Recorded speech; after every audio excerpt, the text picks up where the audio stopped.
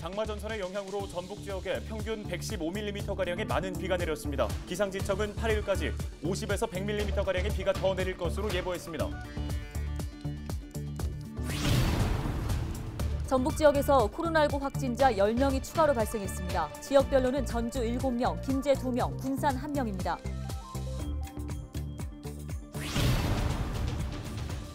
코로나19 장기화로 지역 기업들이 해외 판로를 개척하는 데 어려움을 겪고 있습니다. 김제시가 비대면 온라인 마케팅을 통해 수출 판로를 열어주고 있습니다.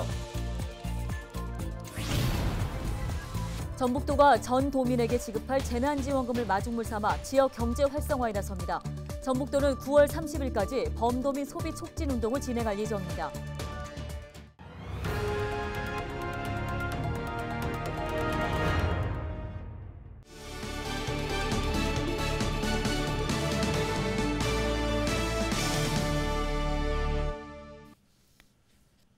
시청자 여러분 안녕하십니까? 헬로티비 뉴스입니다. 장마 전선의 영향으로 전북 지역에는 평균 115mm가량의 많은 비가 내렸습니다.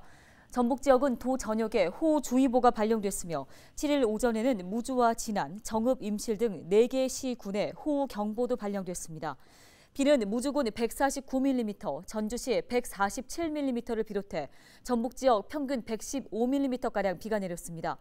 지난 5일부터 내린 집중호우로 인한 피해는 현재까지 총 230여 건인데요. 고창과 부안의 7개 농가에서는 3.1헥타르의 농경지 침수 피해 발생으로 피해 조사와 복구가 진행 중입니다.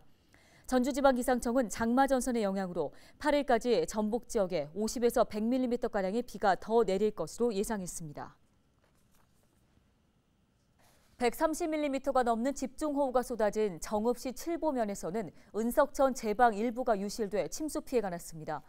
정읍시는 제방 주변 원촌마을 3가구에서 5가구가 침수 피해를 본 것으로 추산했습니다. 7일 오전 호우경보가 내려진 정읍에서는 주택과 공공시설 11곳과 농작물 2헥타르가 물에 잠겨 피해를 본 것으로 집계됐습니다. 전북 도 지역에서는 코로나19 확진자 10명이 추가로 발생했습니다. 지역별로는 전주 7명, 김제 2명, 군산 1명입니다. 전주 3명은 감염 경로가 파악되지 않았고 3명은 경기도 성남시 분당 확진자와 접촉했습니다. 나머지 전주 1명은 자가격리 해제 전 검사에서 확진됐는데요. 군산 1명과 김제 2명은 지인인 기존의 확진자들과 만난 것으로 파악됐습니다. 코로나19의 장기화로 지역 수출 기업들의 어려움이 계속되고 있습니다. 네, 이런 가운데 비대면 온라인 방식으로 수출 활로를 모색하는 자리가 마련돼 지역 기업들의 숨통을 그나마 틔워주고 있습니다. 정명기 기자가 전해드립니다. 시청 회의실이 온라인 방송 현장으로 변했습니다. 진행자는 중국에서 왕홍이라고 불리는 SNS 스타입니다. 지역 기업에서 만든 제품을 화면 너머 중국 시청자에게 소개합니다. 直接这个打开，直接这个放到汽水呀，还有这个有点像那种果酱一样，面包上面稍微擦一下，然后吃掉也可以。 피부를 촉촉하게 해주는 미스트부터 지역 특산품인 누룽지에 대한 품평까지 이어집니다. 중국 시청자는 실시간으로 댓글을 달며 관심을 보입니다. 한국 제품에 대해 많은 관심을 가져주시는 중국 시청자 여러분께 진심으로. 한편에서는 지역 수출 기업과 중국 바이어 간의 상담이 한창입니다.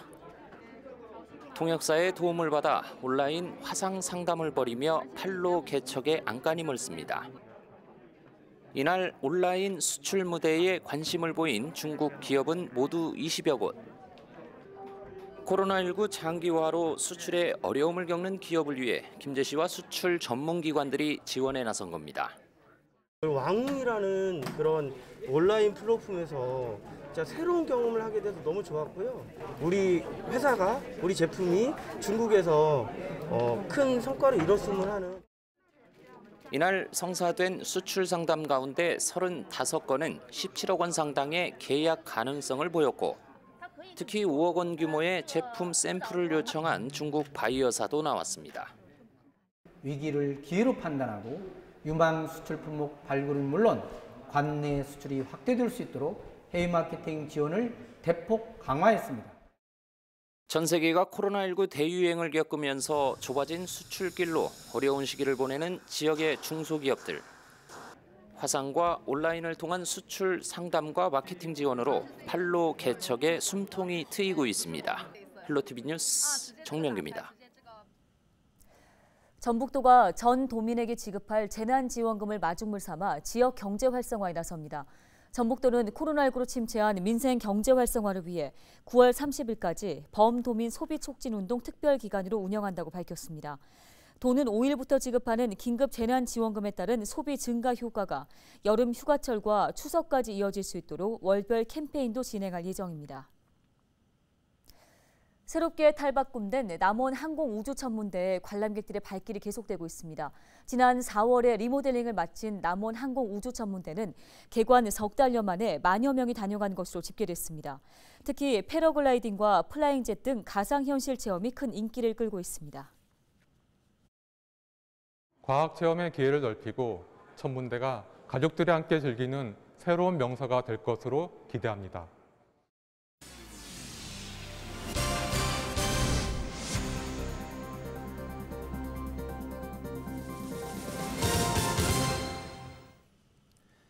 다음 소식입니다. 7일 새벽 2시 45분쯤 정읍시 신태일읍의 한 육가공 공장에서 불이 나 1시간여 만에 꺼졌습니다. 이 불로 인명피해는 없었지만 공장 640제곱미터와 설비 등이 불에 타 소방서 추산 1억여 원의 재산 피해가 발생했습니다. 경찰과 소방당국은 공장 관계자 등을 상대로 정확한 화재 원인을 조사하고 있습니다. 순창군이 무빙트랩과 항공 레저 스포츠 운영 활성화를 위한 업무 협약을 맺었습니다. 순창군은 이번 협약으로 경량 항공기 레저 스포츠 운영을 위한 이착륙장 부지 사용에 협조하기로 했습니다. 또 지역 관광 활성화를 위한 여행객 모집도 협력한다는 방침입니다. 이번 협약을 계기로 순창에서도 경량 항공기를 탈 수 있는 길이 열렸으며 유등 체육공원 일원이 이착륙 지점으로 예상되고 있습니다. 장애, 비장애를 구분하지 않고 누구나 즐길 수 있는 장점이 있어서 여행객의 폭도 넓어지고 만족도 또한 높아질 것으로 생각하고 있습니다.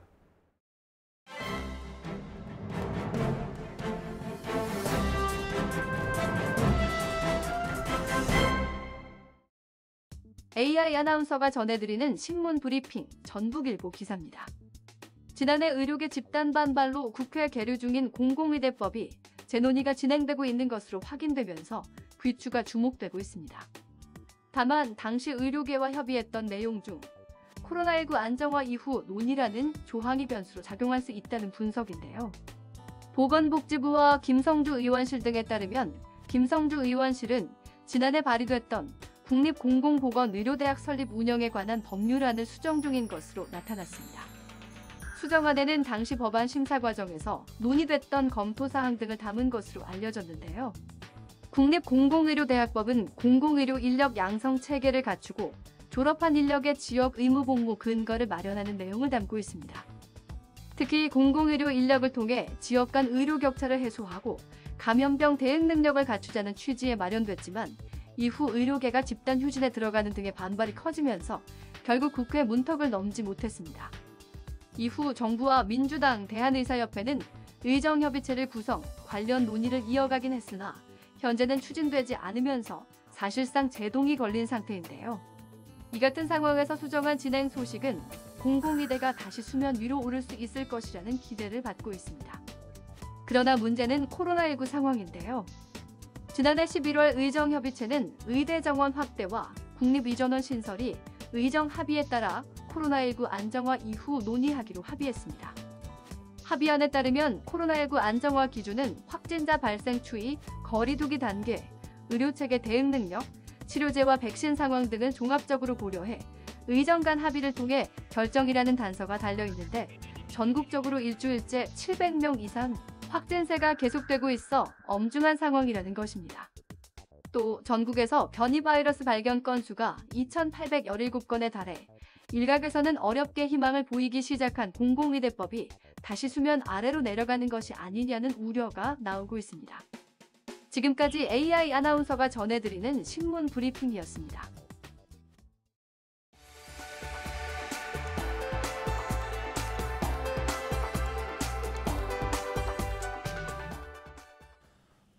부안 변산해수욕장 야영장이 오는 10일부터 운영됩니다.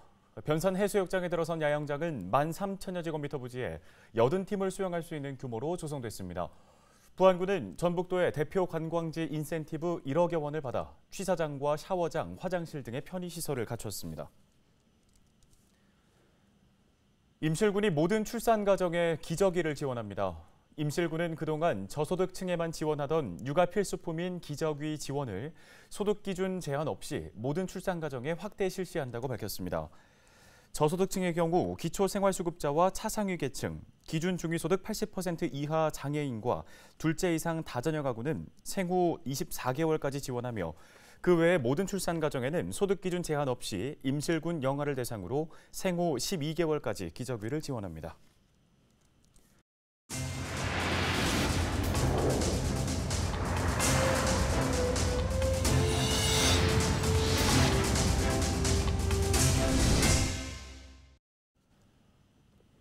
코로나19 신규 확진자 수가 1,000명대로 늘어나면서 거리 두기 조치가 어떻게 조정될지 관심입니다. 백신 접종이 속도를 내고 있는 가운데 델타 변이 바이러스가 걸림돌인 것으로 나타났는데요. 네, 일상으로의 복귀는 유언한 걸까요? 8일 오후 5시에 방송되는 비대면 시사 토크쇼 로그인에서 방역 전문가와 함께 여러분의 궁금증들을 풀어드리겠습니다. 많은 시청 바랍니다. 고맙습니다.